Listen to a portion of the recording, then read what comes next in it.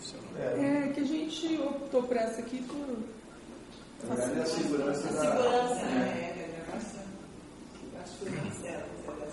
Aí a gente liga aqui como for para... Só gravou 16 segundos. Fica todo em pânico, assim. Acho que uma câmera de backup. Deus me livre, não posso desse. Me dá um pano. Bom, como você achar que não. Aqui está no jeito. Quer ler aqui, então? Você que deixa eu ler aqui. Bom, não está aparecendo o... Quer que eu puxo? Isso. Então, olha lá que eu...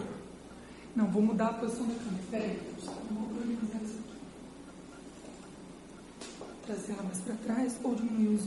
Aí você vai falar com vários advogados, aí eu falo isso e ela fala. Pronto, tá ótimo. Tá vendo? Deixa eu só retornar. Ficou ótimo. Pronto, Emerson. Em 15 de dezembro de 2016, na sede da Procuradoria da República em Mato Grosso do Sul, presentes os procuradores da República Damares Rossi Baixo de Alencar e Emerson Calil Siqueira, compareceu o senhor Fábio Gandolfo, CPF 045-707-138-90, devidamente acompanhado por sua advogada Camila Alves de Lima, OABRS 58443, Carolina Figueira Caetano da Silva, OABBA 16798. a fim de prestar depoimento em razão da celebração de acordo de colaboração com o Ministério Público Federal. Neste momento, todos os presentes são cientificados da proibição do uso de quaisquer instrumentos de gravação ou registro de áudio ou vídeo próprios e declaram não estar fazendo uso oculto ou dissimulado de qualquer equipamento sob as penas legais. Observado todas as cautelas de sigilo determinadas e atendendo aos ditames da Lei 12.850/2013, notadamente quanto ao disposto nos artigos 4º a 7º, pergunta ao Sr. Fábio Gandolfo. As advogadas ora presentes são suas defensoras legalmente nomeadas para lhe assistir no presente ato? Sim. O senhor pretende colaborar de forma efetiva e voluntária com investigações e processos criminais nos termos firmados com o Ministério Público Federal? Sim. O senhor, junto de suas advogadas, autoriza expressamente, está ciente do registro audiovisual do presente ato de colaboração? Sim. O senhor está ciente de que os efeitos da colaboração premiada dependem de um ou mais resultados previstos no artigo 4º da Lei 12.850 de 2013? Sim. O senhor, no tocante ao anexo 01, referente à ProSur, pretende responder as questões formuladas? Pretendo. Vamos a elas. Bom, senhor Fábio, antes de mais nada, eu queria que o senhor fizesse uma exposição do histórico profissional do senhor dentro do grupo. Tá. Bom, eu me formei em 1982, em São Paulo, engenheiro civil. Entrei na CBPO, Companhia Brasileira de Projetos e Obras, que era uma subsidiária já da Odebrecht, uma empresa de São Paulo, de construção. E passei os primeiros anos da minha vida lá como engenheiro, os 2 anos como engenheiro trainee e engenheiro depois na parte de planejamento, propostas, técnicas, isso na sede da empresa. Depois eu fui para a obra, trabalhei rapidamente como engenheiro de campo, né, na obra de uma ferrovia em São Paulo, a FEPASA, que é uma empresa do Estado. Depois estive no Paraná na construção de uma usina hidrelétrica chamava de Ilha Grande, mas aí como sempre engenheiro de campo. Até nessa época eu ficava na margem direita, eu ficava no Mato Grosso, Campo Grande, no Mundo Novo, aqui no sul, no Mato Grosso do Sul. Depois fui trabalhar em obras urbanas, trabalhei numa obra chamada de trólebus, no corredor de pista de concreto, ainda sempre como engenheiro. Isso eu fiquei acho que uns 3, 4 anos. E depois fui trabalhar em obras rodoviárias. Durante muito tempo trabalhei em várias obras a maioria em São Paulo. Em 1995, portanto, depois de acho que 12 anos, né? 12 anos de empresa, eu fui promovido a diretor de contrato. O diretor de contrato seria o presidente da obra, né? O cara que é responsável pela obra, ainda em obras rodoviárias. E mais ou menos no ano 2000, como diretor de contrato, eu mudei de área e fui trabalhar em obras ligadas à metropolitano, que a gente chama, ligada à Secretaria Metropolitana de São Paulo, que basicamente são responsáveis. Existem duas empresas do Estado vinculadas a essa secretaria, a CPTM e o metrô de São Paulo. Esse período eu fui basicamente para desenvolver um projeto que já tinha um contrato conosco, que depois eu vou detalhar, chamado de Linha 2, que é uma extensão da Linha 2 de São Paulo. Linha 2 de São Paulo é aquela linha da Avenida Paulista, ali, que hoje é chamada de Linha Verde. Nós tínhamos 2 lotes. E depois trabalhei nessa linha, acumulei o cargo com a linha 4, que a linha 4 já era um consórcio, a linha 2 nós éramos só CBPO. A linha 4 nós éramos um consórcio de várias empresas. E depois fiquei até 2007 nesse programa, né? E fui transferido em janeiro, acho que em março de 2007, eu fui transferido para o exterior. Eu fui para o Equador, aí como diretor superintendente, que seria um cargo acima do diretor de contrato. O diretor superintendente, geralmente você tem alguns diretores de contrato vinculados a você. E lá fiquei no ano de 2007 e 2008. Em 2009, no primeiro semestre de 2009, eu tive uma passagem, fui transferido no início de 2009 para o México. Eu era diretor superintendente também. Fiquei no México pouco tempo, fiquei acho que 6 meses, praticamente o primeiro semestre de 2009. E a partir de agosto eu fui convidado para vir trabalhar como diretor de contrato. Eu tive um rebaixamento, mas em compensação era um projeto muito grande, que chamava ProSub, que é esse programa de submarinos vinculados à Marinha do Brasil. E como diretor de contrato fiquei até, se não me engano, de 2009, né? De 2009 até 2011, quando em 2011 eu fui promovido de novo a diretor superintendente, e nessa época eu acumulei, quer dizer, eu basicamente fiquei na mesma função, mas logo depois eu acho que eu acumulei, iniciou a construção de um estaleiro privado, porque o ProSub, a minha parte era a construção do estaleiro, né? Não era a montagem do submarino, eu era só responsável pela construção do estaleiro. E depois em 2013,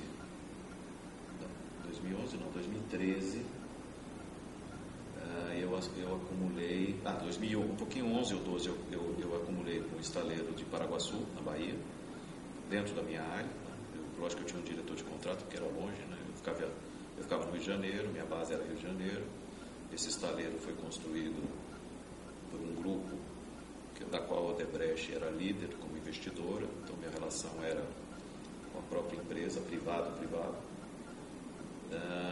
Acumulei isso, e em 2013, se não me engano, início de 2013, me passaram também a área nuclear, que era a construção da montagem de Angra, que a gente recém havia conquistado.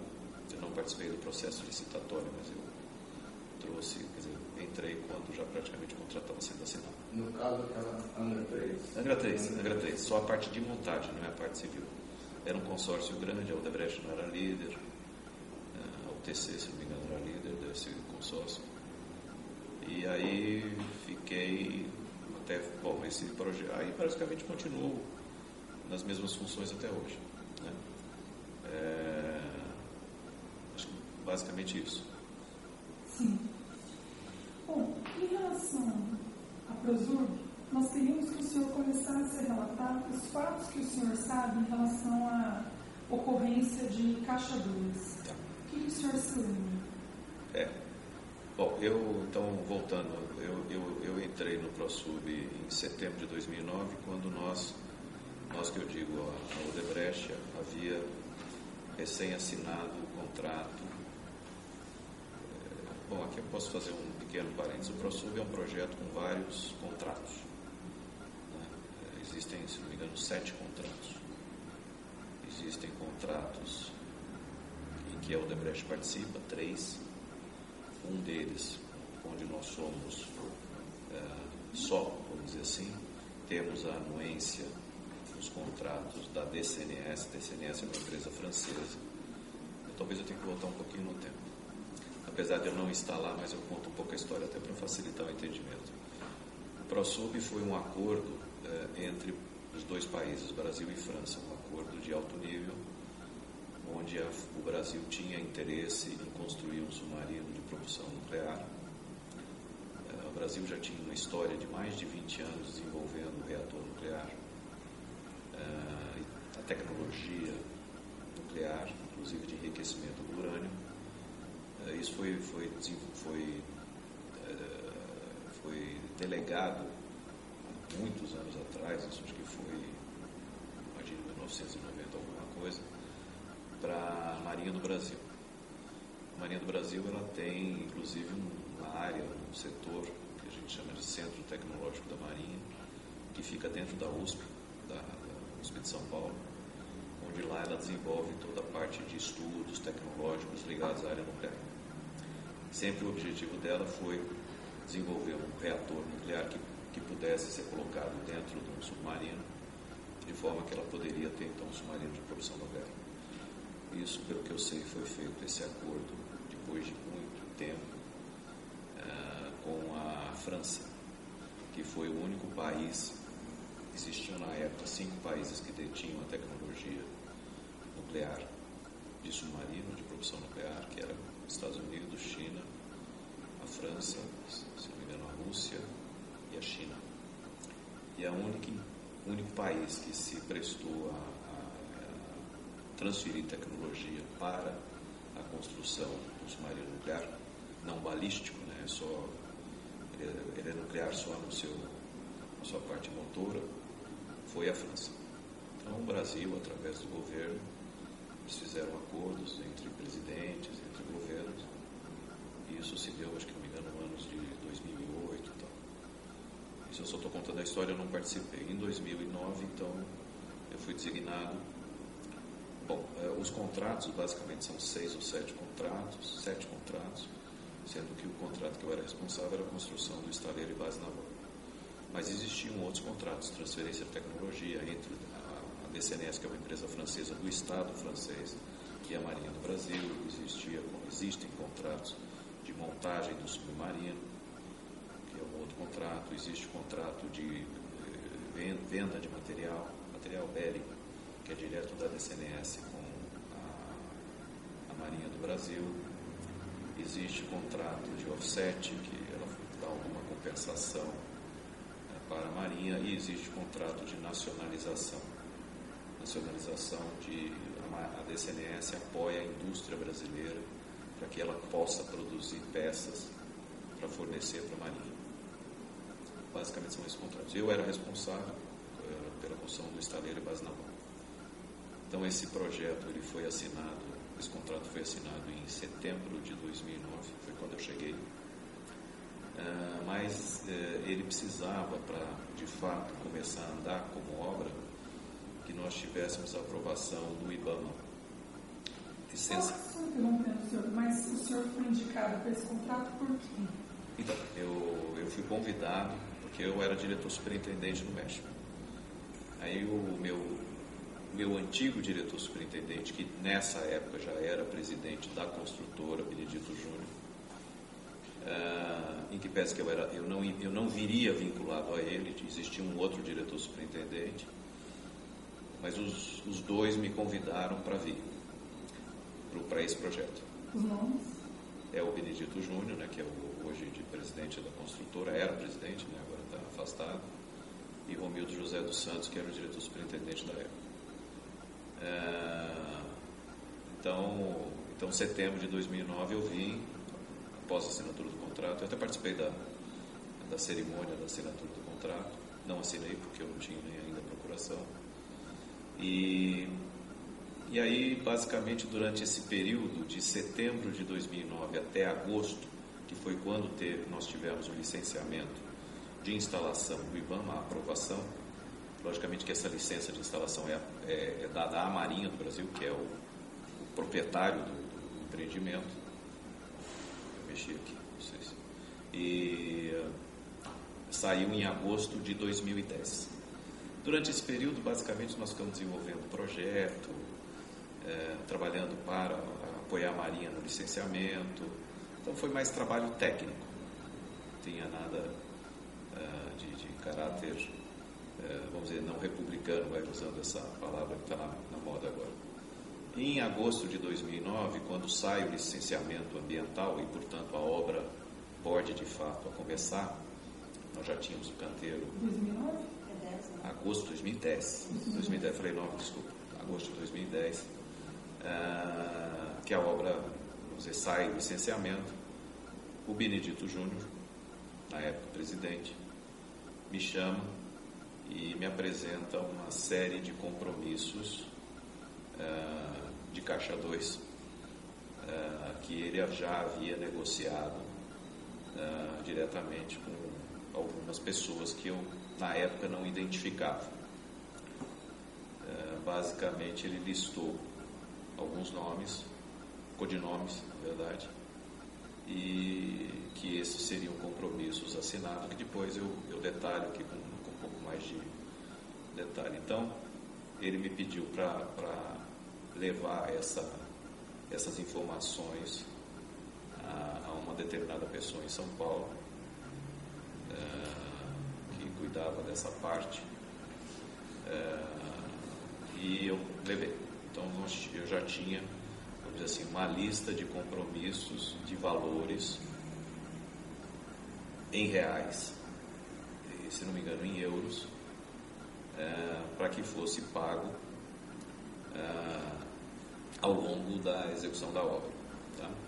Era um contrato muito grande, é um contrato muito grande, um contrato de valor original, era um contrato da ordem de 5 bilhões de reais, mas era valor estimado, porque a gente não tinha ainda o projeto totalmente definido.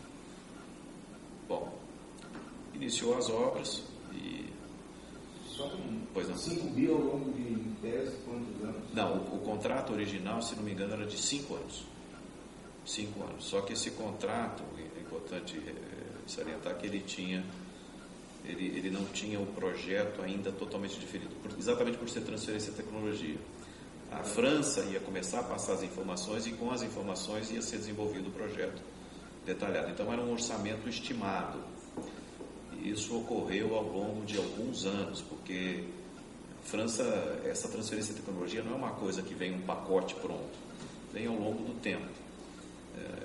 Isso é muito... A França não passa para a Odebrecht a transferência de tecnologia, ela passa para a Marinha e a Marinha passa para a gente. No caso do estaleiro, a transferência de tecnologia, basicamente, o que é? São informações de que a gente chama de STBO, STBO. STBO é toda a parte de documentos técnicos, STBI é a parte de documentos físicos. Então, é basicamente isso. E aí você desenvolve junto com a Marinha o projeto, e aí teve uma época que se fechou o orçamento final. Mas isso já foi mais para frente, se não me engano. O senhor disse que o senhor Benedito chegou, conversou com o senhor e já tinha uma série de compromissos. Compromissos, isso. Esses compromissos eram de que natureza? Bom, vamos lá. O primeiro compromisso que ele me citou, e citou um codinome... O senhor, antes desse fato, já tinha tido contato com essa questão de codinomes? Já. Antes de acontecer em 2009, nessa época? Não nesse projeto. Nesse projeto, o senhor já tinha tido contato com essa questão? Em outro projeto, que eu vou citar em outro depoimento, em outro anexo. Mas esse foi assim... basicamente, quais foram os nomes, eu já lhe digo. O primeiro nome que ele me falou, o codinome que ele me falou foi Champagne. Tá? Champanhe, eu não sabia quem era nesse momento. Eu levei um tempo para saber quem era a pessoa, depois eu falo. Então, ele me disse que existia um compromisso com esse determinada pessoa, que era um consultor, não era agente público, e que tinha trabalhado durante muitos anos na aproximação e na facilitação desse acordo Brasil-França. Ele tinha um grupo de pessoas que trabalhavam com ele, pelo que eu soube. Ele fez, vamos dizer, na linguagem popular, ele era tipo um lobista. Ele aproximou a DCNS com a Odebrecht. E, na verdade, ele primeiro aproximou a DCNS ou a França com o Brasil. Ele tem um nível bastante alto, ele tem vida na França, ele já trabalhou na França, mora na França, mora no Brasil. Ele tem um agente, vamos dizer assim, internacional, apesar de ser brasileiro. E ele fez essa aproximação primeiro entre as marinhas, porque existia, pelo que eu sei, isso tudo que eu vou falar agora é história que eu ouvi, eu não participei. Existia muita resistência da França em transferir tecnologia para o Brasil. Transferência de tecnologia nuclear ninguém transfere. Não é muito, assim, na área militar, é um negócio restrito, até por conta dos acordos que foram feitos da época da Segunda Guerra, tem muitas limitações. Aquele caso do Irã mesmo que teve recentemente, você via bem isso, tem uma agência de controle. Então existia muita resistência. E eles trabalharam, ele, pelo que eu sei, trabalhou muito nisso. E ajudou depois na aproximação, que na verdade quem indicou a Odebrecht para construir o estaleiro e participar do ProSup foi a própria DCNS. Existia como responsabilidade dela que ela indicasse uma empresa. Então ela tinha como, vamos dizer assim, responsabilidade de procurar uma empresa no Brasil que pudesse ter condição técnica de prestar, de ser sócia dela, não só na construção do estaleiro, que era a minha responsabilidade, mas também na montagem futura do submarino, onde foi criada uma outra empresa chamada ICN, que é uma joint venture entre o Odebrecht e a DCNS. E por que eu imagino o Odebrecht? Porque o Odebrecht já tinha experiência em área nuclear, na construção de Angra 1, Angra 2, o Odebrecht tinha uma experiência muito grande internacional, que não tem. Enfim, eles encontraram na Odebrecht a empresa que poderia ser a sócia ideal dele. Então eles indicaram a Odebrecht. Pelo que eu sei, houve essa meia que, vamos dizer, não vou chamar de intermediação, mas houve um trabalho também desse champanhe, vamos dizer assim, né? Bom, então o primeiro compromisso é em relação a isso. Em relação a isso.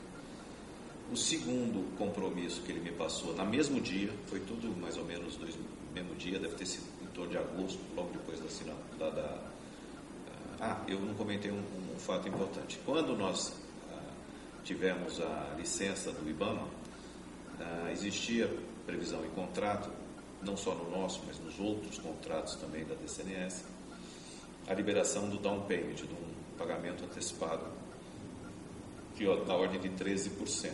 Isso, 13% de 5 bi são 600 milhões. Esse pagamento ocorreu no ano de, se não me engano, agosto de 2010. Tá? Então, nós recebemos esse recurso. Pronto. Outro compromisso que ele me passou foi de um ex-almirante. Na verdade, diz que não existe ex-almirante, mas um almirante da reserva, que chama Otton. Até hoje ele está muito nas manchetes, né? Otton, eu não sei o nome dele inteiro, mas o codinome que ele me passou, Otton Luiz Pinheiro da Silva. Otton Luiz Pinheiro da Silva. Na verdade, ele não me falou na época do Otton, né? Isso eu estou me antecipando, mas ele me passou o Otton como codinome, acho que foi mergulhador. E segundo ele, Benedito Júnior, ele diz que tinha muita preocupação com a parte nuclear. Porque aqui cabe uma explicação. A experiência que a Odebrecht tinha na construção de Angra 1 e 2 era uma experiência de construção. Ponto. Nós não trabalhávamos na parte de licenciamento, nós não trabalhávamos na parte de projeto. Isso tudo quem fazia era eletronuclear. Então a nossa experiência era de construção.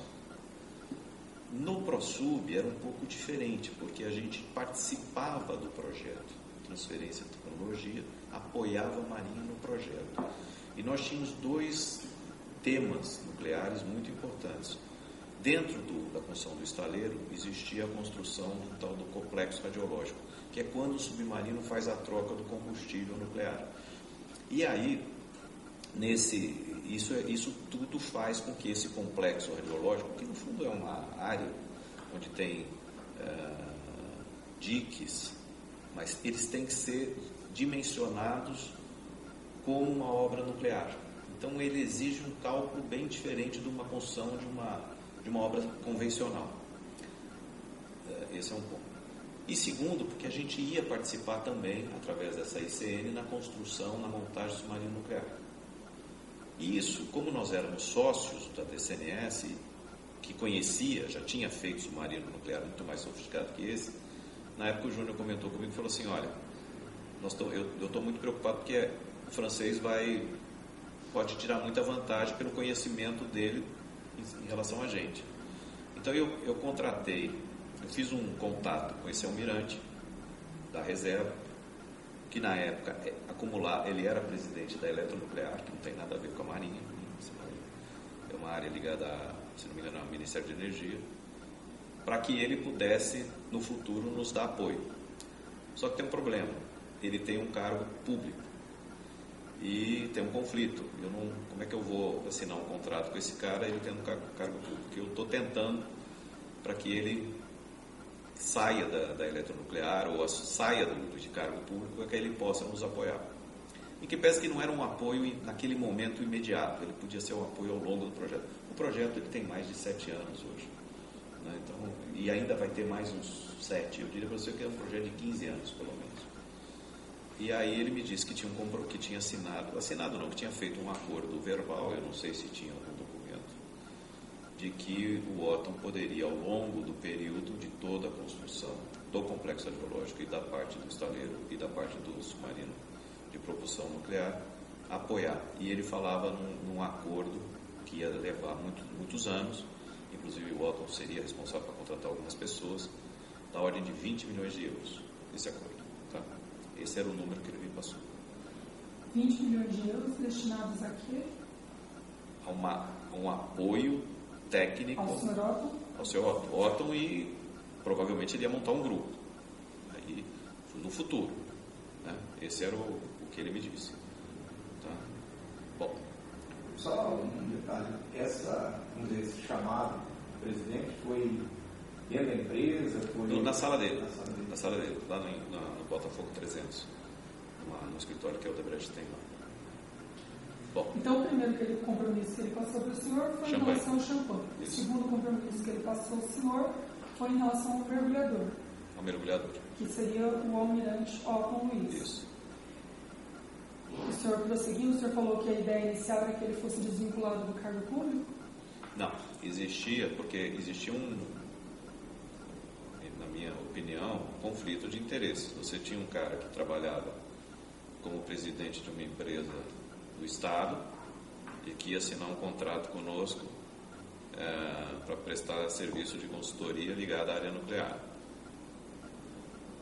Então, o que o Júnior me disse que ele no futuro ele iria se desvincular para que ele pudesse formalizar esse trabalho profissional. O Otton é considerado, hoje eu sei que ele está meio em baixa, né, vamos dizer assim, mas o Otton é considerado um dos melhores, um dos maiores técnicos nucleares do mundo.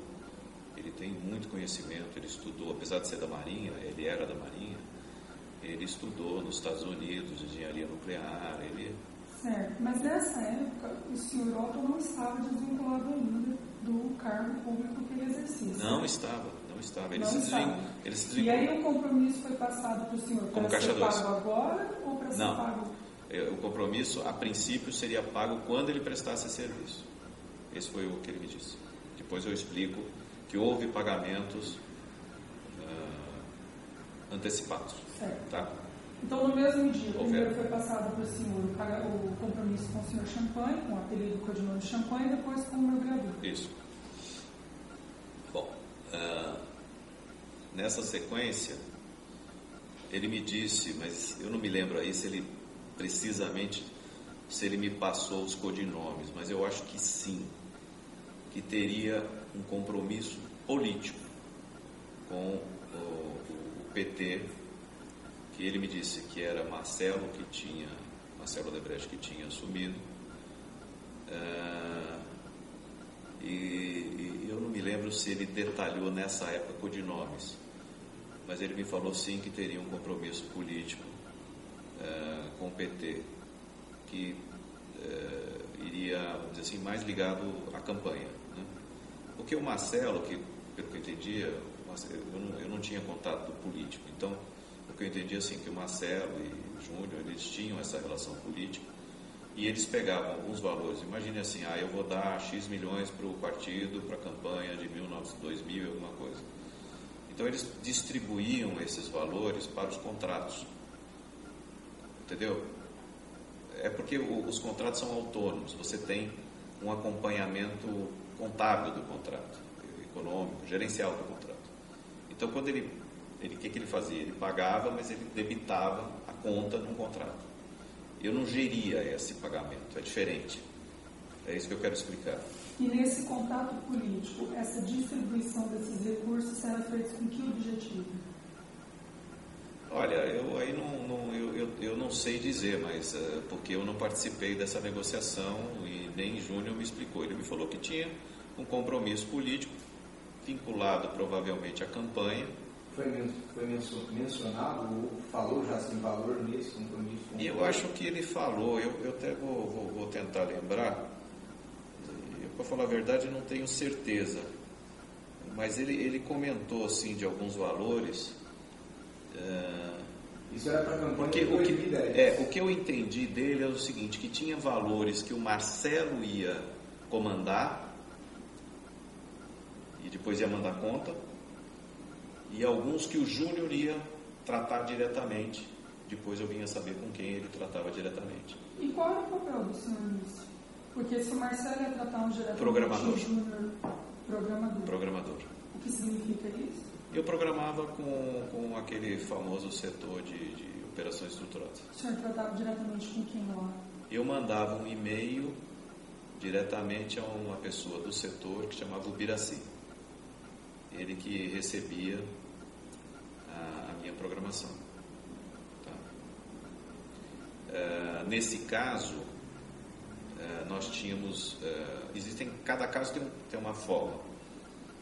Então, neste caso específico, por exemplo, o que Júnior pagava um determinado elemento lá do PT, o dinheiro ou ia diretamente, eu programava, mas às vezes eu recebia esse recurso e mandava e levava para o Júnior, era uma situação, ou muitas vezes eu só programava e eles mandavam diretamente para o Júnior. Eles sim. O setor estruturado. Só para ficar. Tá. Esse era o processo, tá? Depois, se você quiser, eu vou detalhar, acho que a forma de pagar cada um, acho que é mais interessante. Mas eu não respondi sua pergunta, mas eu imagino que a parte que ficou com ele, Júnior, responsável pelo PT, eu acho que foi em torno de, acho que 17 milhões, eu não tenho bem certeza, mas em torno disso. Mas eu tenho os documentos que comprovem esses pagamentos, ou pelo menos essas programações, tá? A gente pode depois olhar com mais calma, eu mostro. Deixa eu ver se eu não esqueci ninguém. Essa é só a parte do Benedito Júnior, 17 milhões. Porque tinha uma parte do Marcelo que essa nem eu programava. Certo. Tá, o senhor sabe que era responsável por programar a parte dele? Ou Marcelo? Não.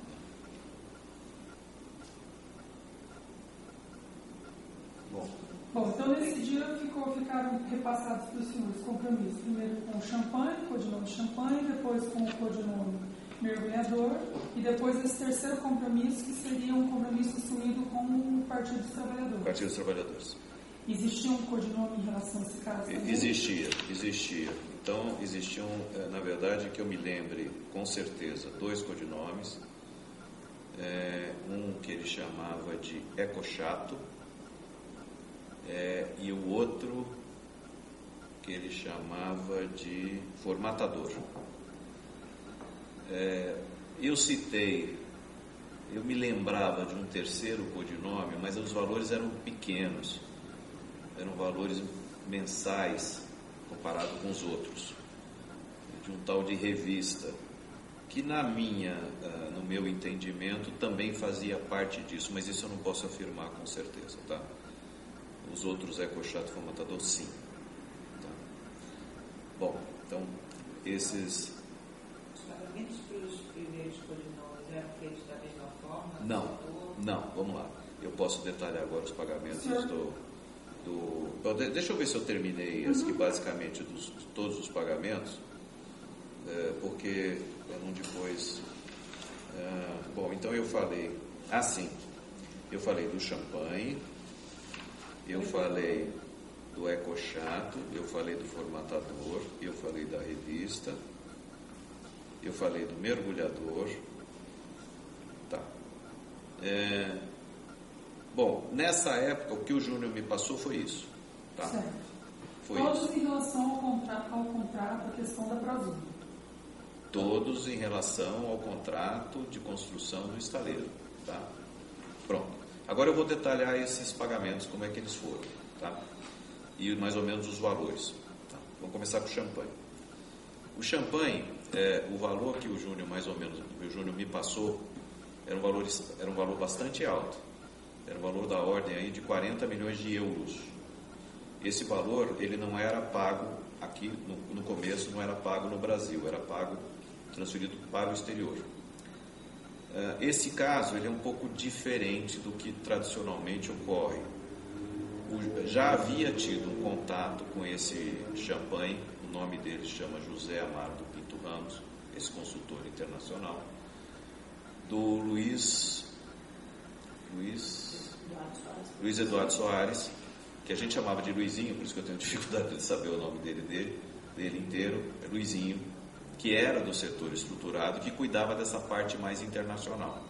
O Luizinho tinha já feito um contato com o Ramos, sem a minha presença, e eles mais ou menos que montaram como é que seria essa operação de transferência de uma conta, provavelmente da Odebrecht, eu não sei, eu não participava disso, isso não era do setor estruturado, para essa conta do Ramos, ou do champanhe, que pelo que eu sei, era no Uruguai.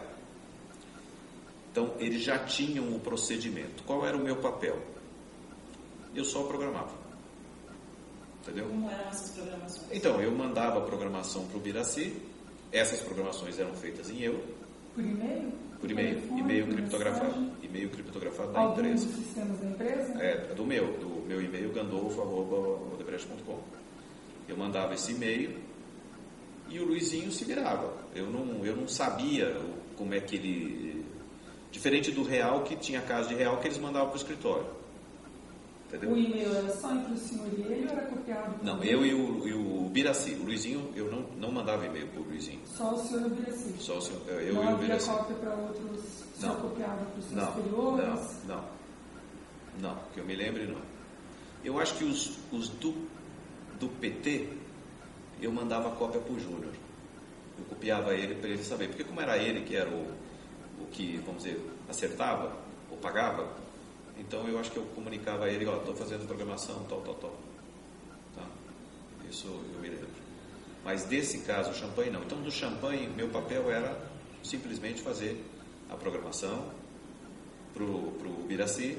Provavelmente o Biraci passava para o Luizinho e o Luizinho fazia a transferência para essa conta.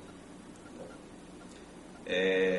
isso, pelo que nós levantamos, pelo que eu levantei, depois, né, quando a gente começou a exatamente fazer esse processo de colaboração, porque isso ocorria mensalmente, às vezes a cada 2 meses. Então, nós estamos falando de um prazo aí de 2010, né, até 2014. Então, nós estamos falando de 4 anos, várias programações mensais. Só uma pergunta, cada vez que o senhor ia fazer uma programação, primeiro o senhor recebia a ordem do senhor Benedito Júnior ou já estava pré-acertado? Não, já estava pré-acertado. Já estava pré-acertado. O Júnior, o que ele passou para mim? Quando ele passou esse papel, ou esse documento, para eu levar para São Paulo, era um valor já teto. Então ele me falou assim, olha, esse compromisso é de 40 milhões de euros ao longo do contrato. Vai parcelando. Vai parcelando. E aí o senhor ia dando as ordens conforme o senhor eu tentava, logicamente, como isso caía no custo depois nosso, quando eu podia eu adiava, né? Eu não tinha interesse em pagar o mais rápido possível, mas assim que a gente ia recebendo, eu fazia uma programação. Eu não era uma coisa assim, tudo certinho, X% do quanto eu recebi, não. O senhor tinha contato com algum dos codinomes? Tinha. Aí vamos lá. Até então não. Vou falar, nós estamos falando só do champanhe, né? Então, especificamente do champanhe. Eu não tive nenhum, nesse período, se não me engano, até 2011, eu não tive nenhum contato com ele.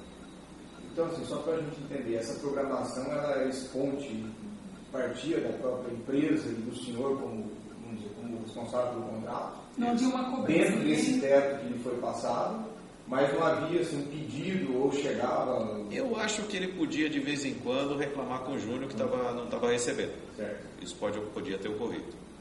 Porque pode ter sido uma outra ligação, o Júnior fala assim, nós não estamos atrasados com ele e tal. Né?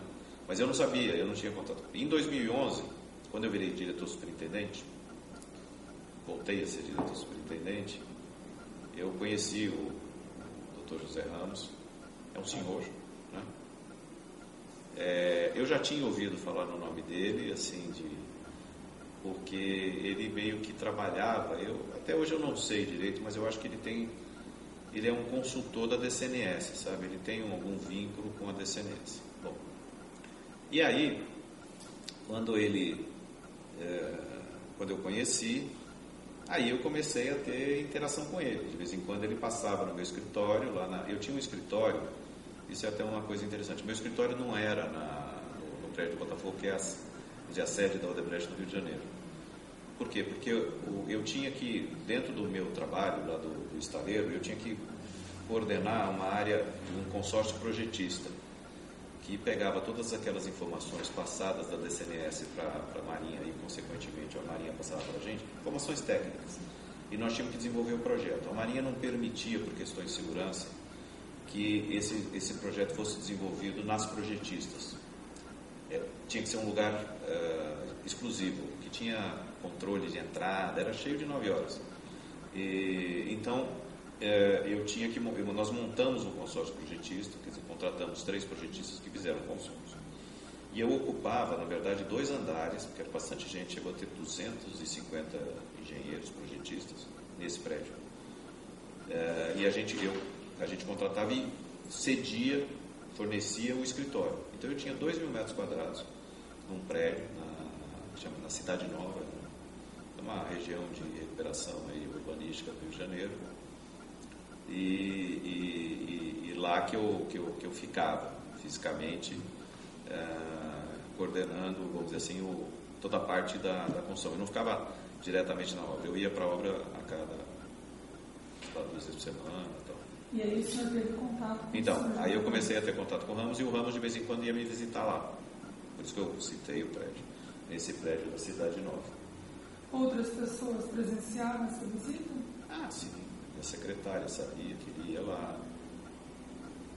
Eram agendadas? Eram agendadas as visitas? Eram agendadas. Ele tinha uma secretária, não tem uma secretária em São Paulo. Ela ligava para a minha secretária, Qual Fabiana. Qual é a secretária do senhor? Fabiana. Ela ligava para a Fabiana e agendava. E ele ia lá. E quando ele ia lá, os senhores tratavam do quê? Então, ele não era só isso, não era essa parte só financeira, não. Ele sempre me pareceu que ele tinha muito conhecimento da França, de como funciona a França. O governo francês, a DCNS, por ser uma empresa do Estado, ela sofre muitas mudanças, está sempre mudando gente. Então a gente comentava as dificuldades do projeto que a gente tinha, que o francês não passava a informação correta. Isso deu muito trabalho no começo, foi muito difícil.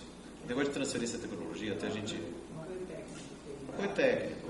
Não, ele não era técnico. Não vou falar que o Ramos é técnico, mas ele dava apoio assim, ele me mostrava, sabe quando ele passava para mim como é que era a cabeça do francês, que é diferente. A gente tem uma forma de atuar, uma cultura, o francês tem outra completamente diferente. Durante essas conversas, o senhor se recorda alguma vez de ter conversado com ele sobre a questão dos valores que eram repassados para ele? Não, então, conversava, porque ele me falava que recebia, quer dizer, que tinha essa... Mas ele nunca cobrou o senhor dizendo que alguma coisa estava atrasada? Ele chegou a cobrar, algumas vezes cobrou. Porque provavelmente ele tinha informação de quanto a gente estava recebendo, né? E logicamente eles mais ou menos calculavam, você recebeu... Esse contrato nós chegamos a receber, vamos dizer assim, em termos de ingresso, nos anos, principalmente, acho que foi 11, 12,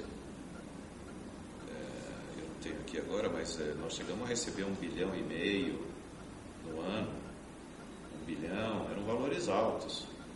Então ele cobrava, assim, de vez em quando ele ia lá cobrar também. Logicamente que não era só esse o objetivo da visita, tá? Então, foi isso, nós fizemos vários pagamentos. Eu tenho como... José Ramos tinha contato com alguém do setor de operação estruturada? Tinha. Quem, o senhor sabe? Até para minha surpresa, porque isso não era, né?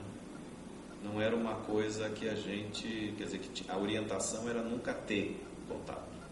Quem nunca ter contato com quem? A ponta de recebimento. Era até para você, como é que funcionava? Eu era o cara que programava para esse tal de Ubiraci. O Ubiraci fazia a distribuição interna, que eu não participava, não sabia como é que era essa distribuição. E depois esse recurso ia ser transferido para uma conta no exterior, dessa pessoa. Mas, teoricamente, essa turma da operação estruturada não deveria ter contato com o recebedor. Neste caso, não por mim, mas eu soube que o Ramos, porque ele comentou comigo, teve contato com esse Luizinho. Teve contato. Por que eu acho que teve? Porque a operação que foi montada, que envolvia Uruguai, empresa, eu não sei, mas deve ter sido uma operação mais sofisticada. Não era simplesmente uma transferência de recurso. Entendeu? Esse que eu acho, por isso que ele acabou tendo contato com o Luizinho. E com relação aos reais, a entregas em reais... Não, isso daí depois foi o seguinte, teve um período que eu, se não me engano, foi de 2012, se não me engano, 2010, né? Teve 2012, isso, 2010. Até 2014, que ele pediu alguns valores em reais. Então, o que eu fazia? Como eu tinha aquele saldo de 40 milhões, eu ia batendo, né? Eu tinha uma planilha de acompanhamento. Então, pagou 500 mil euros, abate, porque senão eu ultrapasso o valor. Então, eu também tinha alguns pagamentos que eu vi, depois eu vi no sistema, isso está no sistema, geralmente era coisa de 100 mil euros, equivalente. Então, eu pagava 130 mil reais. Mas aí esse pagamento dos valores em reais também eram feitos com a programação por meio do Luizinho? Não, a programação sempre eu fazia com o Ubiraci. Perdão, com o senhor Ubiraci? Mesmo Sempre, os pagamentos em reais também? A diferença qual que era? Quando era em real, eles entregavam para mim. Aí o senhor entregava para o senhor? Eu entregava para ele. Então o senhor fez entregas de dinheiro pessoalmente? Fiz entrega para ele. O senhor lembra aonde foram feitas essas entregas? Quase todas na Cidade Nova, no escritório. Ele ia lá. O senhor lembra mais ou menos qual eram os montantes? Não, valores da ordem de 100 mil euros equivalente. Então, o euro nessa época, em real, o euro nessa época, 100 mil euros, era 270 mil. Então, você pode ver, pela lista que eu vi, é tudo 270, 260, foi basicamente isso. Deve ter sido aí uns 10, 12 pagamentos isso em reais. Em mala, não, era, geralmente vinha, o cara te entregava um envelope, naquele plástico, sabe um plástico branco, que vem colado, lacrado? Que se rasgar estraga. que se rasgar estraga. É isso mesmo, se rasgar estraga. Então era isso fechado, eu nem abria. Eu pegava o negócio, precisava conferir, porque geralmente, imagino, vinha certo, eu pegava, punha lá ele trazia a pastinha e punha lá. E o senhor José Ramos comentou com o senhor a destinação desses 40 bilhões? Então, isso daí, tradicionalmente, ninguém fala, né? Não é uma coisa que as pessoas comentam. Um tempo depois, eu até conheci uma das pessoas para saber aquela história.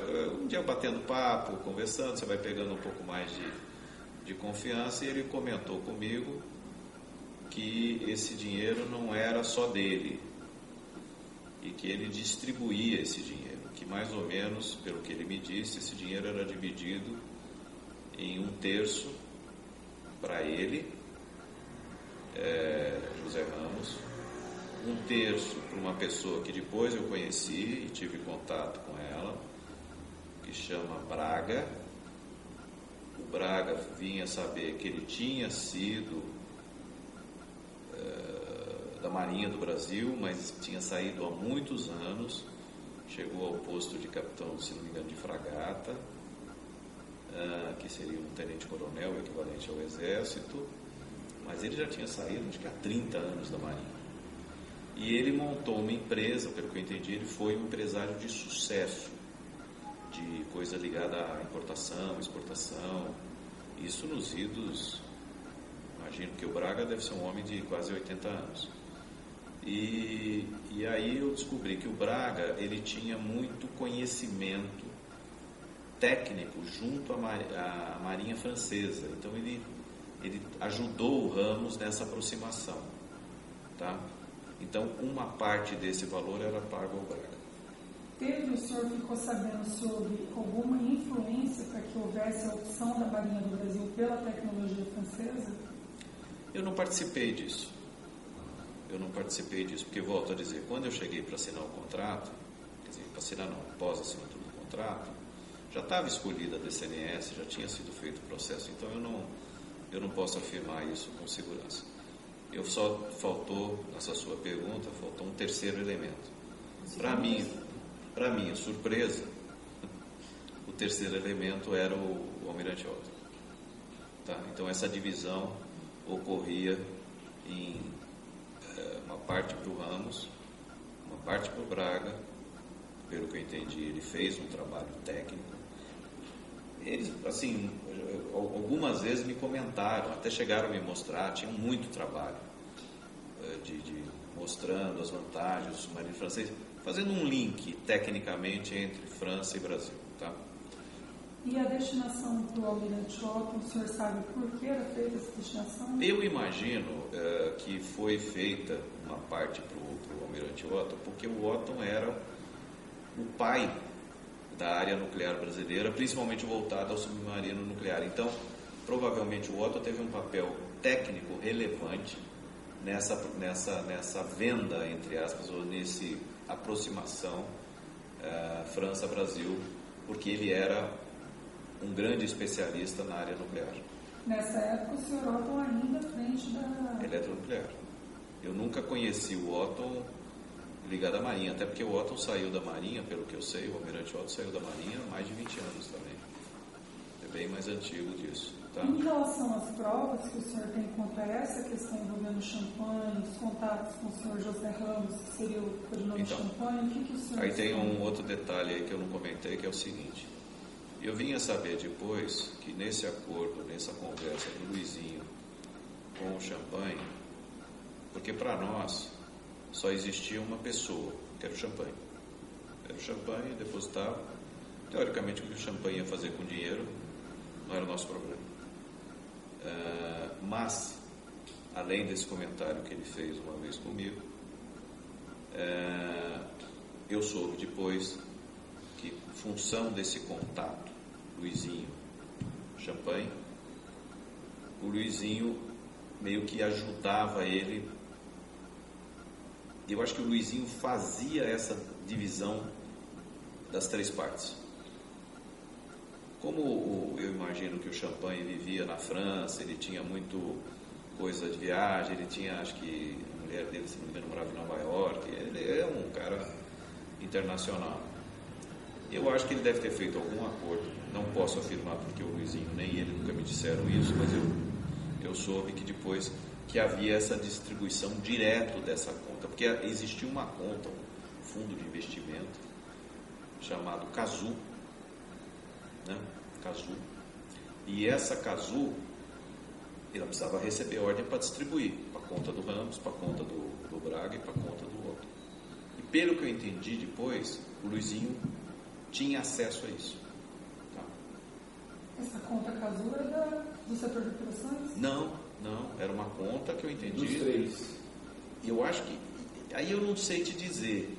Eu não sei te dizer porque eu não tinha acesso a ela. Mas não era da Odebrecht, né? Não era da Odebrecht.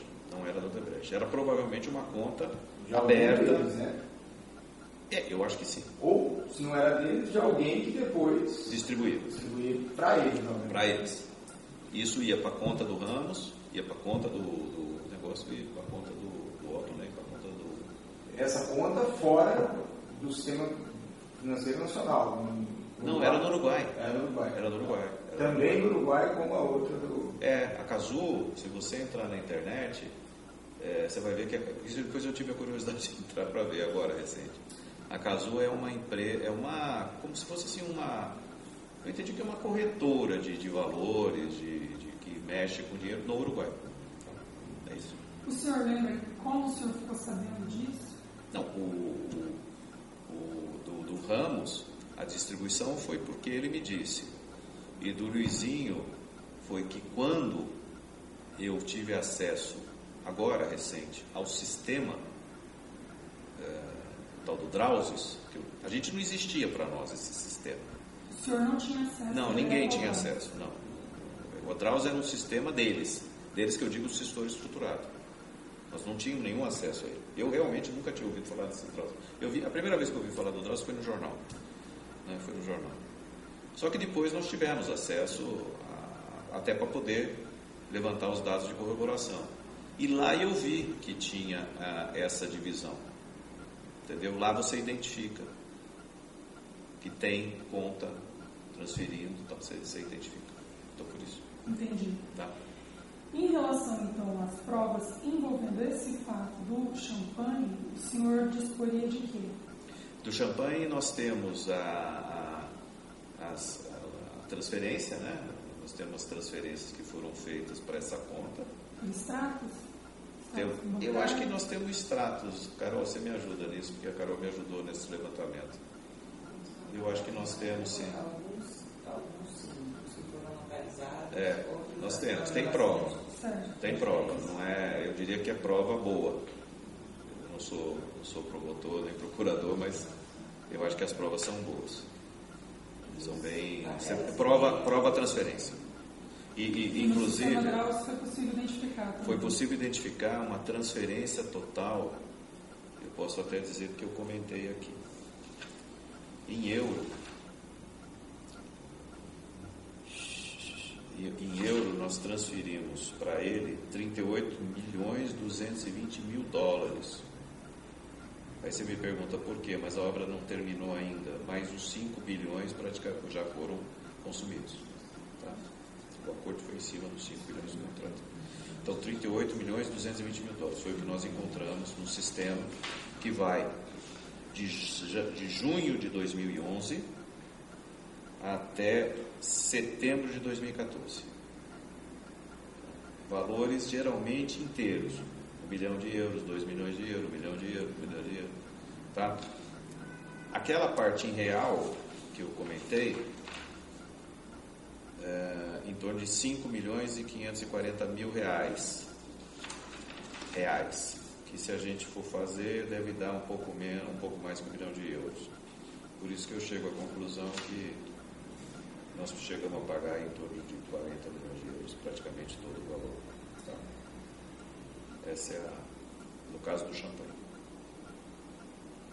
Depois eu via saber também, um dado talvez importante, mas eu acho que esse real, se não me engano, não ficava com o Ramos, mas ficava com o Braga. Tá? Porque eles deviam estar com alguma dificuldade de transferência. para ele trazer recurso, ele precisava de real. Então, acho que foi isso. Pronto. Acho que do champanhe, acho que na minha, não sei, esgotei tudo que eu sei. Os dados existem de corroboração, tá? São bons dados. O senhor disse, só retomando um pouco, que quando o senhor Benedito teve o contato com o senhor e informou os compromissos, ele explicou que eram esses 3 compromissos, e ele se referiu ao senhor que o senhor teria que levar para São Paulo recursos em relação a esse compromisso, em relação a outro? A champanhe não. Não. Não, zero. Nunca levei nada para São Paulo. Champanhe, praticamente, exceto essa parte de real, eu nunca, vou dizer, pus a mão no produto, porque era um processo de eu só programava, pronto.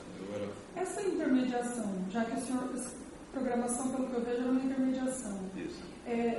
Existiu uma razão específica para que, já que a ordem não fosse dada diretamente pelo senhor José Benedito, alguma coisa assim, ou só para delegar? Porque, o custo caía no meu contrato, só por esse motivo.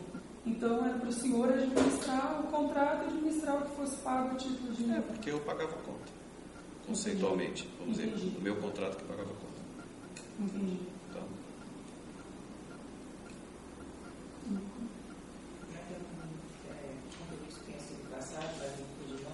Não, nós vamos passar. Nós vamos passar. Vamos com calma. Esse era só o champanhe. Só o champanhe. Vamos no outro. Agora para o mergulhador, né? Então, vamos lá. O mergulhador, então existia esse compromisso de 20 milhões de euros.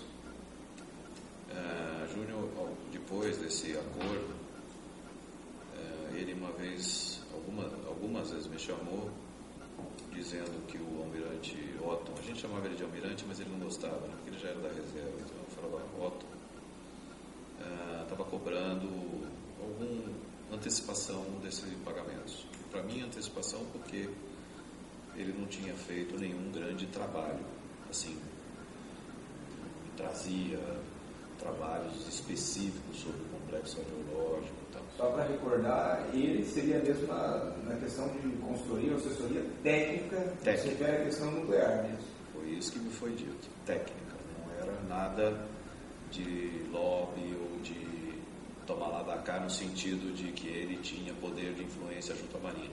Até porque, pelo que eu sei, quando o almirante Otton saiu da Marinha, isso há 20 anos atrás, ele saiu, não saiu assim, gozando das mais... Ele era muito polêmico, é isso que eu quero dizer. Tá? Então ele não tinha acesso ao programa, porque o programa tinha uma coordenadoria que chamava COGESD, que era comandado por um almirante 4 estrelas da reserva. Bom. Mas só uma dúvida, senhor Fábio. O senhor Otton era o presidente da Eletronuclear, certo? Certo. E os senhores estavam fazendo repasses, ou foi ordenado que fossem feitos repasses de valores para eles, em tese, a título de consultoria, não é isso? Em tese, sim.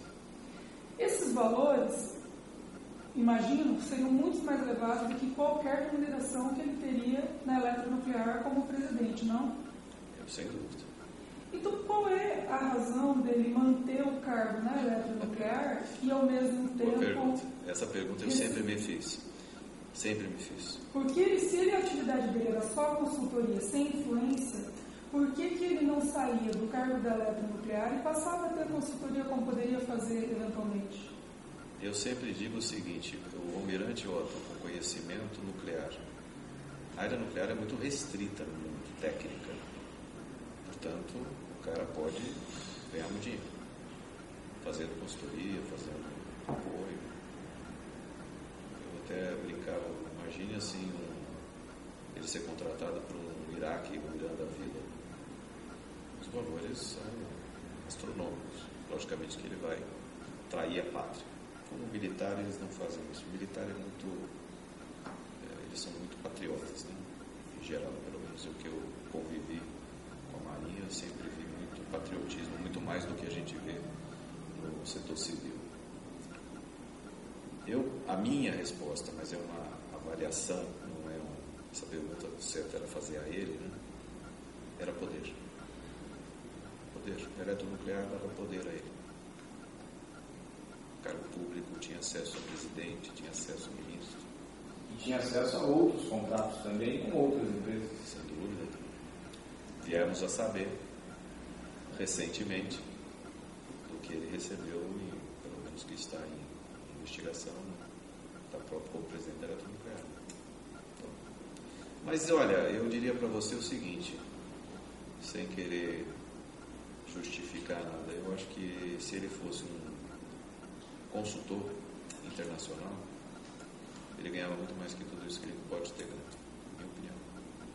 Mas aí é julgamento que ele faz. E como é que foram os pagamentos para o senhor? Então, o Otton basicamente ele pediu, a gente fez algumas transferências, ele passou uma conta para mim. Uma conta no exterior? No exterior. Eu encaminhei essa conta para o Luizinho, tá? Porque o Biraci não recebia conta. O Biraci recebia programação, certo? É diferente. Programei, quem recebia a conta no exterior era o Luizinho. Então, mandei para o Luizinho uma determinada conta, certo? O senhor sabia onde ficava essa conta? Ele comentou, falou assim no local? Eu acho que era Suíça. Eu acho que era Suíça. Mas nós temos o dado de corroboração, a gente mostra essa conta. Então, passei para o Luizinho e a partir daí me cabia programar. Eu fiz, se não me engano, 4 ou 5 programações, num total de 1,5 milhão de euros, certo? Bom, e fiz mais, na verdade eu devo ter feito programação da ordem de 4 milhões de euros. Para essa conta no exterior? Para essa conta no exterior. Porém, um dia, o Luizinho foi no Rio de Janeiro, que precisava falar comigo, e me disse que aquelas programações últimas que eu tinha feito não tinha sido transferido, porque o Otton estava com um problema na Suíça, porque ele era PEP. PEP, depois eu vim a saber que é pessoa politicamente exposta, por ter um cargo público, e que o banco havia travado esses pagamentos, e que então não poderia haver mais transferência. Então, eu parei de fazer programação. Aí, um dia, eu já tinha, volto a dizer, eu demorei um tempo para conhecer o Otton, acho que foram alguns meses, e depois, no famoso agosto de 2008, né, quando eu recebi a programação, eu não tive contato com o Otton de primeiro, mas aí nessa época eu já tinha contato com ele. E até eram umas conversas boas. Onde eram esses contatos? Como eram? Basicamente eu ia na Eletronuclear, a maioria, até porque meu escritório era relativamente perto da Eletronuclear, era no centro, o meu era um pouquinho mais afastado, mas perto do centro.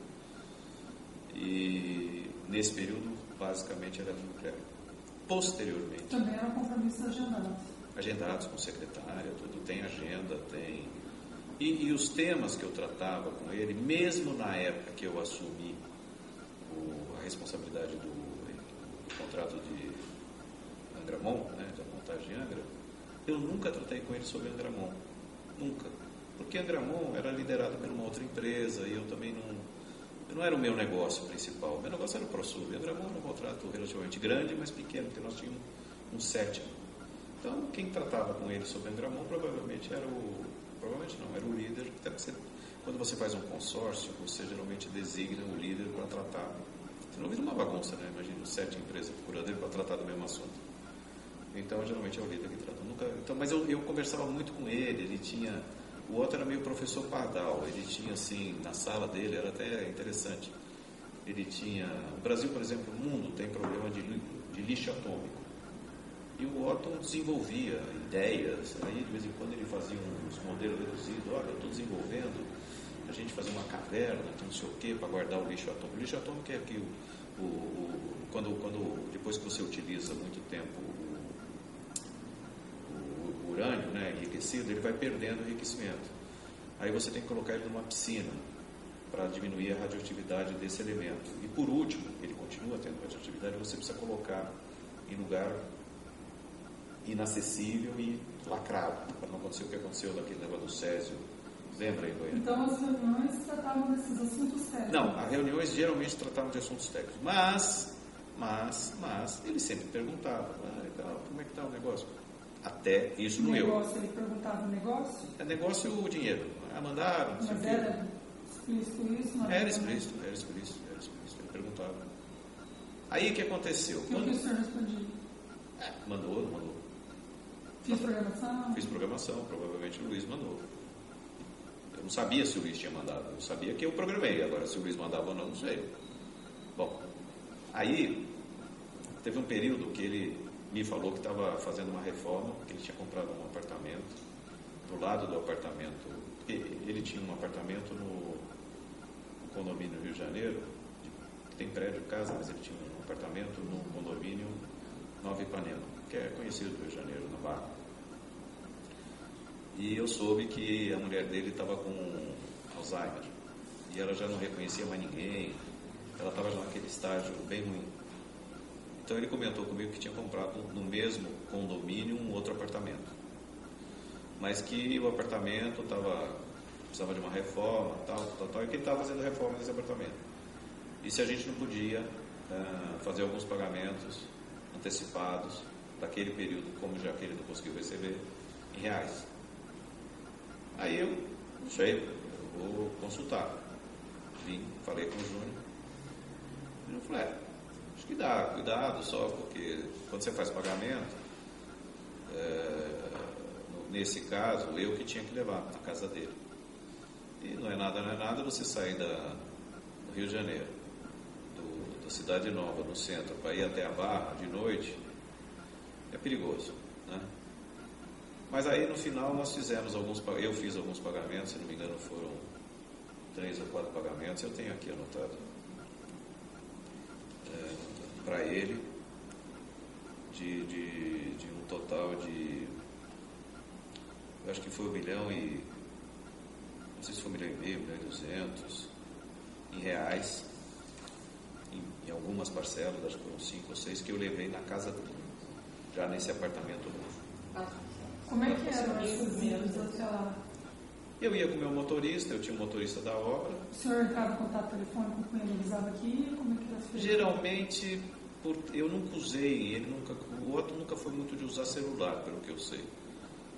E eu também nunca gostei muito de usar celular. Então, geralmente eu ligava para a secretária dele, ou a minha secretária ligava para a secretária dele, passava e a gente combinava pelo telefone fixo mesmo. Olha, eu vou dar uma passada na sua casa, tal. Hoje, tudo bem? Então, eu passava, geralmente 8 horas da noite, o meu motorista me levava. Quem era o motorista do senhor? Sérgio Pinheiro. É ainda hoje. Né?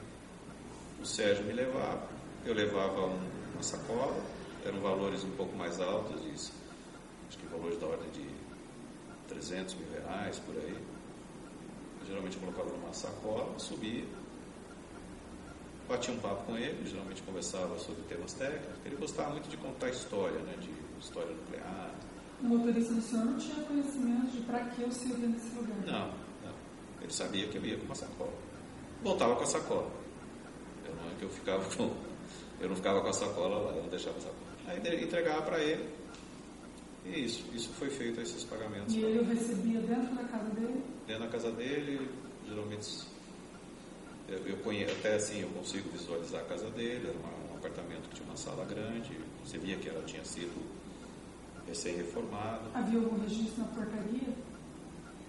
Eu acho que não, viu? O Rio de Janeiro é meio bagunçado, eu sou de São Paulo, né? Não nada contra o Rio, mas essa parte de portaria no Rio é meio zoneado. Mas mesmo que você entra, oi, tudo bem, você entra. Não tem essa coisa que nem nós temos em, sei lá, São Paulo, o cara registra, tira foto, faz como se fosse numa empresa. Eu não me lembro assim de ter sido registrado. Câmera tinha, eu sei que tinha porque eu via, no elevador tinha. Agora, dizer para você que essa câmera eles guardavam é uma questão que precisaria ser investigada, né? Mas eu fui algumas vezes sim na casa dele, entreguei, geralmente conversava um pouco, geralmente a gente se reunia na varanda, ele tinha uma varanda bonita, com vidro, né, aqueles vidrinhos. Às vezes ele me deixava esperar na varanda, eu ficava olhando na janela, eu via que tinha uma piscina, até comento aí, tinha uma piscina de 25 metros. Eu gosto de nadar também, então eu ficava vendo lá a turma nadando à noite, lá embaixo, né? É um condomínio bonito, antigo, mas bonito. E entregava, eu ficava lá e depois ia embora. Isso ocorreu realmente 4, 5 vezes. Sempre à noite? Sempre à noite, sempre final de expediente. À noite, assim, tipo... Só aqui na residência? Uma vez eu estava lá e entrou uma empregada, deve ser uma empregada antiga dele, me pareceu assim, uma empregada já bem que veio servir a água, trouxe gelo. Isso. Esse foi o case Otton.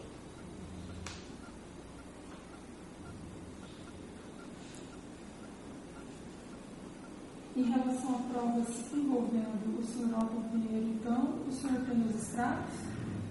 Nós temos os extratos, os e-mails de programação, temos os e-mails de programação. Embora possa se referir a todos os codinomes, o senhor recebia a resposta do setor das operações estruturadas a respeito das transferências? Quando era internacional. Isso serve tanto para o mergulhador quanto para o champanhe? Quando era internacional, não. Ninguém me falava, eu depositei. Não. Quando era Brasil, tinha um passo a mais, que eu não comentei aqui. Eu fazia a programação, então, para o Ibiraci. Essa programação ia para ele.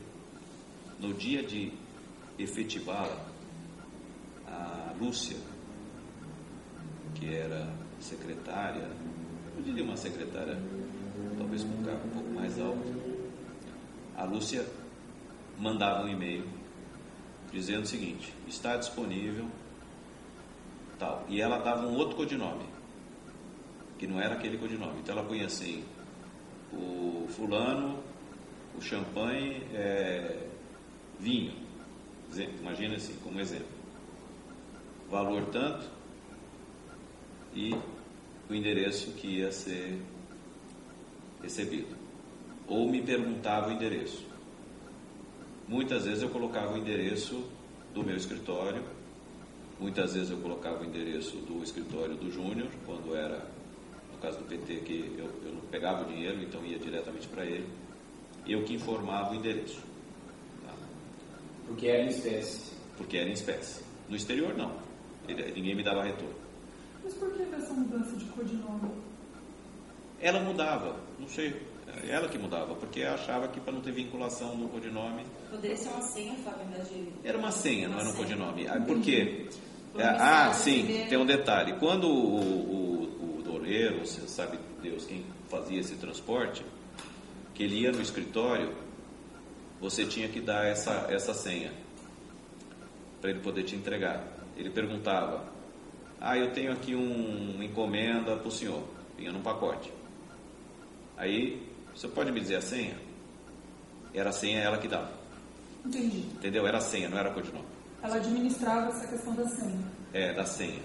Tá. Por exemplo, até para elucidar, doutor, tem uma prova de corroboração, uma programação semanal cujo codinome é o mergulhador e consta como a senha aqui a palavra nuvem. Então, acredito, o Fábio pode explicar, quando chegava esse emissário para receber, tem que falar, você é o nuvem? Acredito. E pelo que eu entendi, eu nunca senti muito, mas se você não soubesse o nome, ele não te entregava.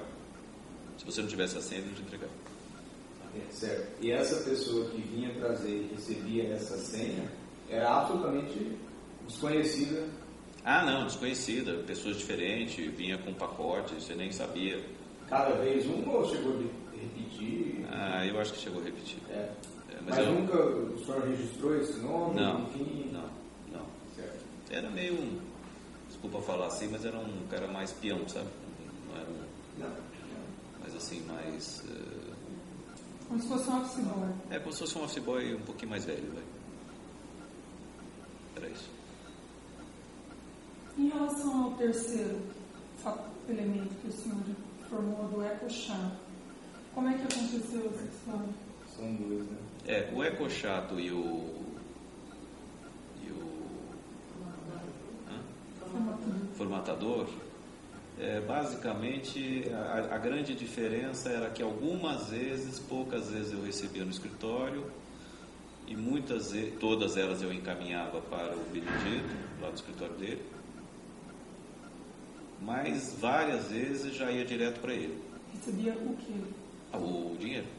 Mas e quem avisava o senhor? O que o Não, senhor o processo era igual. isso? Eu fazia a programação, geralmente o Júnior me pedia, entendeu? Ele que pedia para eu fazer, porque ele que comandava esse processo. Estou precisando, tal. Ele eu fazia a programação. Quando chegava, eu ligava para ele. Essas transferências eram na ordem de que valor? O senhor lembra se o dinheiro que vinha? Eu lembro, e tenho até o período. E tem até o período, isso nós levantamos. Então posso te dar aqui. Ecochato ocorreu 2012, 2014, principalmente, um valor total de 3 milhões. E qual outro que eu falei? Formatador. Esses 3 milhões. E várias parcelas. Certo, mas reais? Reais, tudo reais. Então, o senhor Júnior entrava em contato com o senhor, pedia para fazer a programação e o dinheiro ia até o senhor.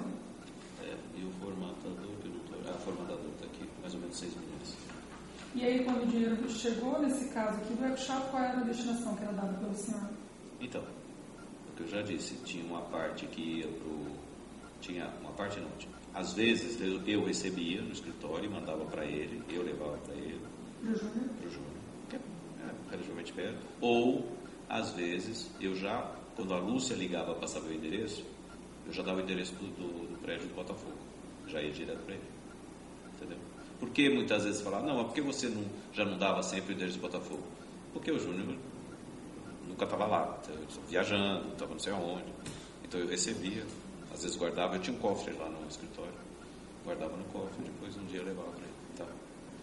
Mas eu nunca entreguei para quem era, nunca tive contato para quem ele entregava. Ele nunca me pôs em contato com essa pessoa. E a identificação dos codinomes, como é que foi? Que o senhor teve como conhecimento de mais alguma informação em relação a EcoChato? Não, isso depois, um dia ele comentou comigo, o Júnior comentou comigo que essa parte, fora essa questão da revista, que eu confesso que eu não sei, até porque os valores são menores, ele me disse que ele entregava como é que chama? Tesoureiro, né? Um ex-tesoureiro, ou tesoureiro do PT, que era o Vacari. Que era o Vacari que ele fazia contato. E ele explicou qualquer razão para fazer a entrega desse dinheiro? Eu acho que era dinheiro de campanha que a empresa resolveu dar para o PT, como provavelmente dava para outros partidos, e usou o lucro, teoricamente, que a gente tinha do ProSub para pagar. Eu era um debitado, entendeu? O senhor não tem como ter conhecimento direto ou saber se esse dinheiro efetivamente era utilizado para campanha ou para outra finalidade?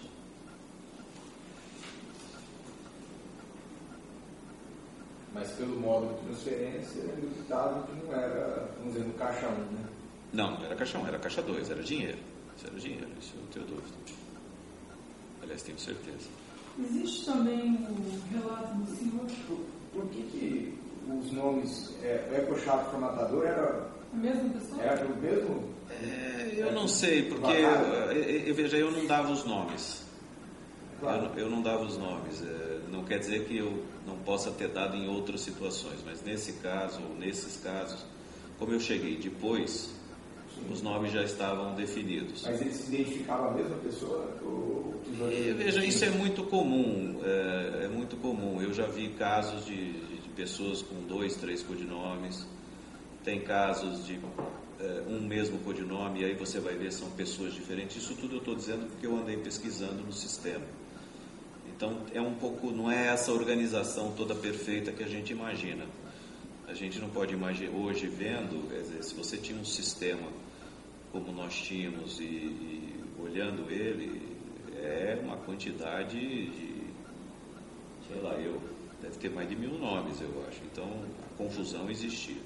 Por que 2 nomes, respondendo a sua pergunta? Provavelmente porque talvez dentro do próprio Vacari deveria ter destinações diferentes. Essa é a minha percepção, mas não posso lhe confirmar.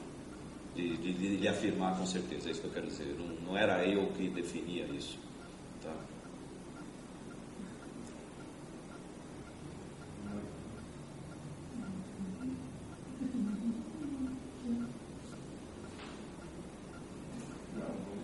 Em relação, o senhor fez menção também ao fato de que em novembro de 2014 os pedidos teriam sido encerrados, todos os pagamentos foram encerrados a pedido de Benedito Júnior. Isso aconteceu? Aconteceu. Ele disse a razão, houve uma motivação? A empresa, se não me engano, em 14, eu não sei se eu acho que foi antes de novembro, a empresa ela implantou um sistema, não era bem um compliance, mas já era um código de ética, já começou a se preocupar mais com as questões ligadas a isso. E aí, basicamente, a primeira determinação que nós recebemos era que não poderia ter nenhum novo compromisso. Isso deve ter ocorrido meados de 14. Posterior, só que aí ficaram aqueles compromissos que já existiam, né? Compromisso era o nome dado para qualquer tipo de dinheiro que não fosse contabilizado? Poderia ser atividade lícita, ou isso era compromisso? Olha, eu acho que a ilicitude, eu não sou advogado, mas me parece pelo fato de ser caixa 2, né? A ilicitude está no caixa 2. Mas eventualmente algum dinheiro para interferir ou influenciar também era chamado de compromisso. Que seria incrível. Isso. E em relação ao senhor Rubio Fernal, que o senhor teria feito alguns pagamentos também no Rio de Janeiro, em relação ao contrato da Prosul. O Rubio foi durante muitos anos, eu não conheci o Rubio, apesar de ter 30 e poucos anos de empresa, eu nunca tinha conhecido e nem tido contato com o Rubio. Eu vim a conhecer o Rubio acho que um ano depois, ou alguns meses depois que eu fui para o ProSub. Depois soube que o Rubio tinha sempre trabalhado em Brasília como assessor na época do Dr. Emílio em Brasília.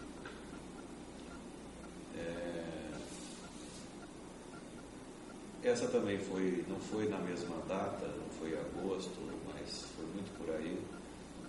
O Júnior uma vez me chama e fala que tinha um compromisso, que o Conselho tinha estabelecido, um compromisso para o Rubio de pagar, não sei se ele usou o termo bônus, a gente não usava nunca bônus, a gente usava geralmente o termo PLR, né?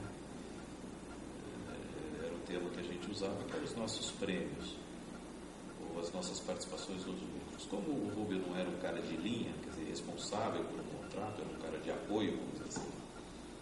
Nessa época o Rubio era ligado a Benedito Júnior, mas ele já estava numa fase já meio que de, não sei se desligar das funções dele, do que ele fazia antes. Ele tinha sido assessor do Emílio, quando o Marcelo assumiu CEO e passou a ter o poder da empresa como um todo, eu entendi que o Marcelo meio que escanteou o Rubio, sendo bem, foi o que eu entendi. E o Dr. Emílio, então, o conselho da Odebrecht, que acho que tinha por ele uma consideração muito grande, diz o Júnior que designou pagar um bônus para ele ao longo do projeto, ao longo do tempo, não sei se só através do ProSub, eu posso afirmar, e que ele iria sempre solicitar até um determinado valor. Solicitar programação? Programação. E eu acho, eu não posso afirmar com certeza, mas não foi isso que nós pagamos, isso eu já levantei, mas foi da ordem aí, o Júnior tinha me falado da ordem de 30 milhões de reais. Tá? Eu levantei que foi pago um pouco menos do que 20 milhões de reais nesse período. Como é que funcionava? Um pouco é diferente. O Rubio era um funcionário, um diretor da Odebrecht.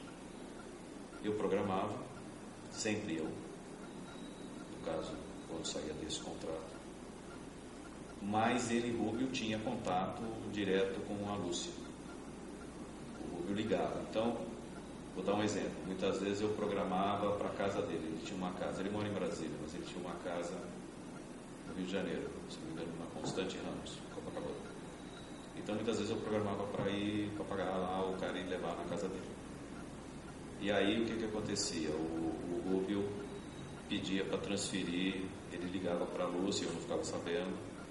Lúcia, não manda não para casa, eu vou passar em São Paulo e pego, ou eu vou adio uma semana para botar em casa. Então eu tinha uma interação dele nesse processo, não era direto comigo. Pergunta que eu sei que a gente faz, por que 2 codinomes também, né? Você pode ver que tem o codinome dele.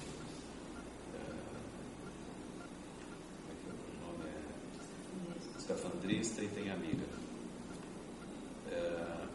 Ele uma vez, ele me pedia assim, a maioria desses pagamentos eram entregues ou no meu escritório, quando ele não estava no Rio, do escafandrista, ou na casa dele. Tá? Sempre. Teve uma época que ele falou que queria que fossem feitos alguns pagamentos em São Paulo. Então, para não criar confusão, nós estabelecemos um nome amiga. Um outro codinome dentro desse valor estabelecido. Eu controlava as 2 planilhas pelo mesmo valor. Se fosse o pagamento no Rio de Janeiro, era escafandrista, se fosse o pagamento em São Paulo, o codinome utilizado era amiga. Existe alguma razão especial por o senhor Rubio ter recebido esse bônus em relação a esse valor todo ser debitado do contrato da Prosub? Alguma atividade especial que ele desenvolveu? Porque o valor é bem significativo. Bem significativo. Eu acho assim,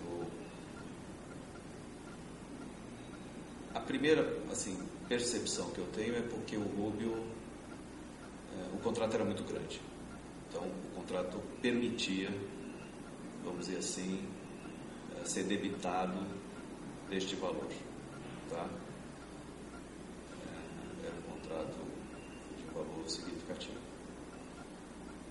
A segunda percepção que eu posso levar em conta, o Rubio, por ficar em Brasília, ele tinha muito contato, ele me ajudava muito na parte financeira.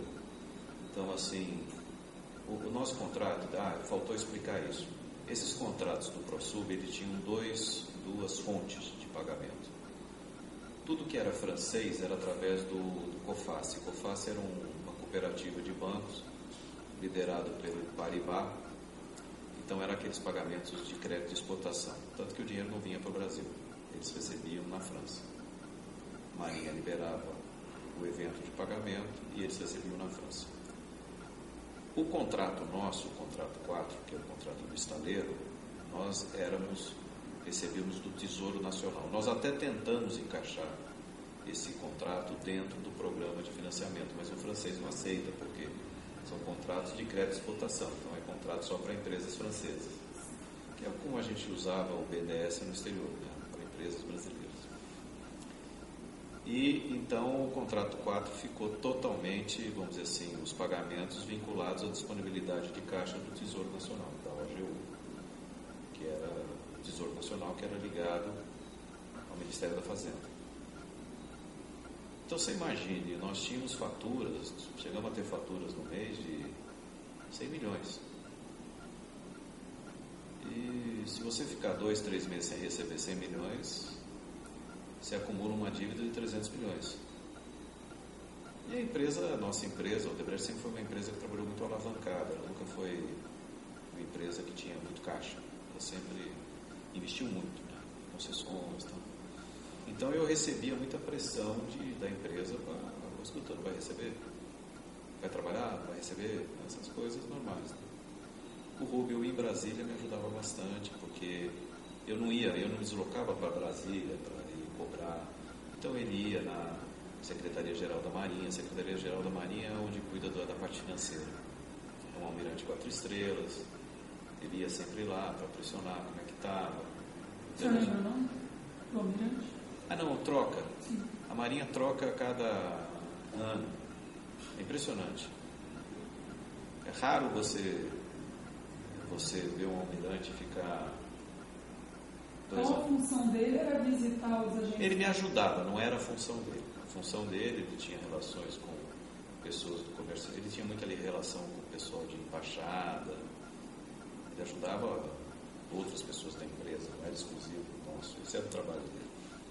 Mas a mim, especificamente, ele me ajudava na parte financeira, de recebimento. Ele sempre, eu ligava para ele, dá para você dar uma cobrada lá no Almirante para ver se vai sair o dinheiro, não vai, se vai ter dinheiro, até para me programar, né? Porque a gente faz uma programação financeira como obra, a matriz nos exige que a gente faz uma programação financeira trimestral, onde você programa o saque que você vai ter no trimestre, quanto você vai gastar e quanto você vai ingressar.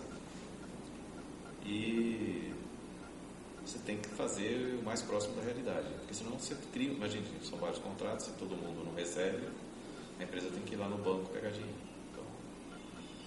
Então era isso. Tá?